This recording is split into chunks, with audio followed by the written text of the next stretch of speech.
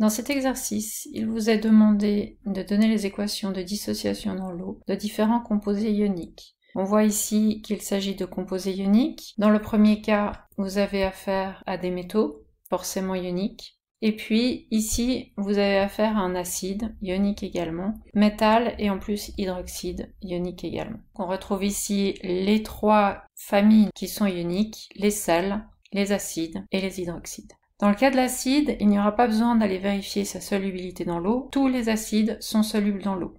Un acide est formé de ions H+, ici il y en a 3, et l'acide phosphorique est formé du ion PO4 qui porte 3 charges négatives. Voici l'équation de dissociation de l'acide phosphorique gazeux dans l'eau. Concernant les sels et les hydroxydes, il nous faut aller vérifier sur un tableau de solubilité s'il y a dissolution pour que les ions puissent être libérés. Dans FeCO3, nous avons du fer 2+, puisque notre carbonate est 2- et qu'il y en a un rapport de 1 pour 1. Nous voyons qu'il y a un symbole avec une petite flèche vers le bas, c'est-à-dire que la solubilité est inférieure à 1 g par litre et qu'on va considérer que cette substance n'est pas soluble. Dans FeCl2, donc il y a 2 chlorures négatifs pour 1 Fe2+, on a cette fois un petit rond. On voit que la solubilité dans l'eau est supérieure à 1 g par litre. Nous avons donc cette fois-ci quelque chose qui est bien soluble dans l'eau.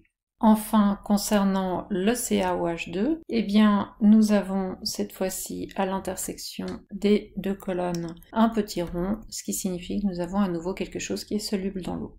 Nous avons donc un sel, le carbonate de fer, qui ne va pas se dissoudre, tandis que les deux autres composés ioniques sont solubles. Nous savons donc maintenant que dans l'eau, le chlorure de fer et l'hydroxyde de calcium se sépareront en ions. Dans le cas du chlorure de fer 2, nous aurons affaire à des Fe2+, et 2 Cl-, pour que la réaction puisse être dite équilibrée. Et dans le cas de l'hydroxyde de calcium, à 1 Ca2+, et 2 OH-.